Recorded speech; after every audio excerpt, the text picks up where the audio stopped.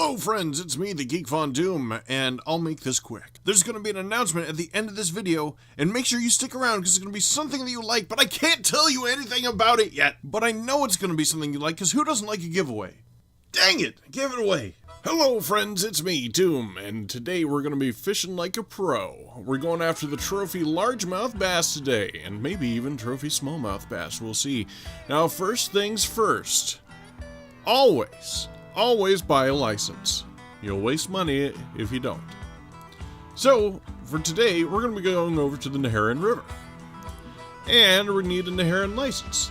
Go ahead and grab a one-day here. Also, before you go grabbing licenses, make sure that you've got, do the math, make sure that you have the correct fundages for all things, which in this case I barely do. So, 1,100 on that. Head back to the map. Neherrin and travel. Now, as always, everybody has their own favorite spot for everything. And I'm no different, as you have seen before. Now, mind you, if you look over here, this is a little bit different of peak hours than we've seen before. Thankfully, bass are most active during the morning when the water is cool. So we're gonna do a good job here and might maybe catch one straight off the bat. Now there are two places that we're gonna be visiting in this video. One is over here, what are you called? Great parking job. And the other one is over here into the rocky blue. And we're actually going to be fishing from over here, from that point. Now smallmouth bass, as it turns out, they really enjoy rocky shoals and open water. So they're going to be along this open water area and especially clustered over here. More than likely, if you're going to be getting a trophy from them, or a trophy smallmouth bass, you're going to need to be focusing on that area right there. However, largemouth bass are big and lazy. So we're going to be going over here to this little elbow looking thing on the river where the water collects and the water is still and all that. It's kind of a pond almost. I'm not exactly sure what this is called, what the real term is for it, but we're gonna go with elbow. I used to know, but I'm not a riverologist. Now, in the way of tackle, I've brought several options with me here. I've got the 1/3 ounce 3/0, the 1.8 ounce 1/0, and a 1.8 ounce 3/0. Now, the rule of thumb with bass, and most fish in general come to think of it, is the larger the hook, the less bites, but the bigger the fish you catch. So we're going after trophies today, and I like green salad, so boom. Alright, so here we are on the aptly named good parking job, or great parking job, I forget which one it was. You can tell by the old Ford truck, which was not parked very well. So, here is my spot. This spot doesn't necessarily have to be where you do your business, but this is where I do my business. I usually cast right to about there-ish. There we go, right there in that clearing. Feel free to cast wherever you like, of course. I'm going to show you my cast and my retrieve when I do this. And as always, there's some debate as to what works best when it comes to retrievals. But the way I do it here is I do what's called a lift and drop. Now, last video we covered the twitch. The twitch is just like the lift and drop. However, the in between twitches, the lure rests on the bottom. And yeah, as usual, I like to let it sit there for a moment before I start casting. I'm not sure why, it just seems like I've got better luck. Then again, I'm one of those people that is very prone to that whole superstition factor when it comes to fishing, period. If I don't hold my mouth just right, nothing will bite. Ooh, oh, there's one. I was about to say another good thing to remember.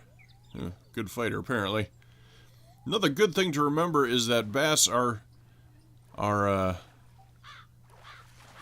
slow swimmers, so make sure to do it rather slow. Well, that's weird. I didn't expect to see you here, smallmouth bass, but alright, we're gonna do it.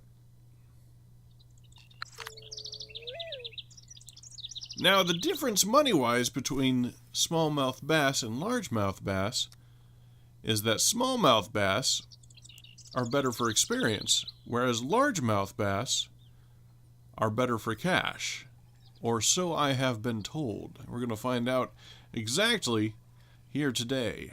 Now, when it comes to fighting, smallmouth bass are a little bit less aggressive than the largemouth bass, which means the largemouth bass is going to be a good fight. Smallmouth bass, not so much. I mean, they're not bad, don't get me wrong. But we're going after trophies today, which means we are in for a hell of a fight. Oh, looks like I got another one here. It's gonna be. Oh, it's got a little bit of. It's pulling me out. Looks like a largemouth. Not quite the size we were looking for, though. Not a bad one, though.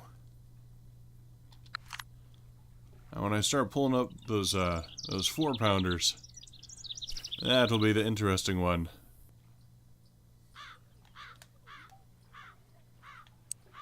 Looks like I got another one here. Ooh, that one's kind of big. There it is. 4.733 pounds, $333 largemouth bass trophy. Largemouth bass at that. And we are definitely going to keep this guy. There are bigger ones in here, and believe me, they're worth a whole lot more. Now, without delay, let's head on down over here and go specifically after the smallmouth bass. As you can see, right there is our rocky shoal. I'm gonna sprint over there. Now, the difference here is we need precision. The thing is you can get your lure stuck on these rocks over here, and it's not quite as forgiving as weeds. So we're gonna try to cast right about nya.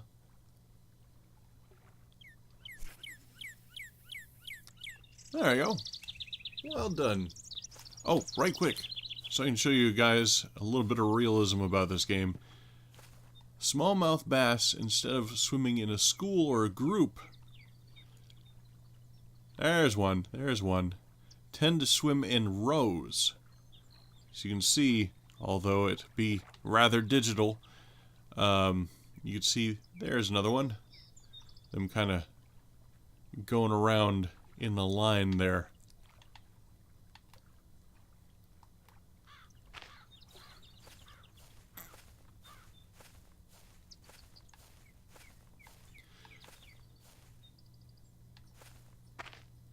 So if you're curious as to where they are, that is an easy way to find out.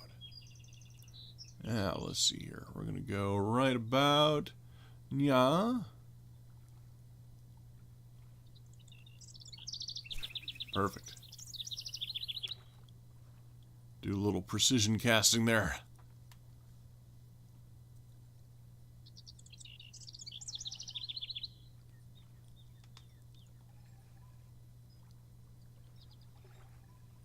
The same technique as before.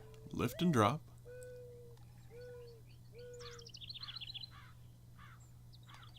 And there we go. Simple as that.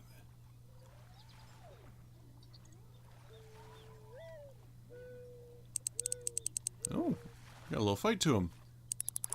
Come on now. There we go. Boom. Smallmouth bass. Less money per pound. Maybe not less money per pound. I haven't actually checked. But definitely more experience per pound. The thing is the smallmouth bass are smaller than their largemouth cousins. Which means dollar per minute, the largemouth bass is going to be your top earner. Alright guys, that's about it for this tutorial. I'm going to stick around and keep fishing a little bit and make sure I make my money back. By the way, at the end of the day, expect to have 4 or 5 grand. 3 to 5 grand, depending on your gear and your luck, of course. And a backpack full of fish. Or Fish Cabin XS, full of fish, as it turns out. Now, here is that special news I've been promising you all episode. This month is August. August is the month of my birthday, and I want to celebrate with you guys. And to do so, I'm going to be doing a little giveaway. I'm going to be giving away 2 games. I'm going to be giving multiple copies away of 2 games. Oh, look, a fish. Ooh, come on now. A little far out there, too. This would be decent. Anyway, the first game is going to be Rocket League that I'm giving away. Multiple copies of Rocket League. Yeah. And the second game is going to be a secret game, which I have not yet announced, but I will announce on the day that I also announce the rules of entry, which is going to be my very next VR game review video.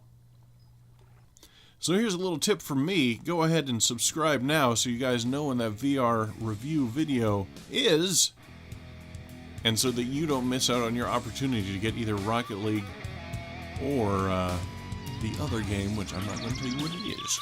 But questions still remain.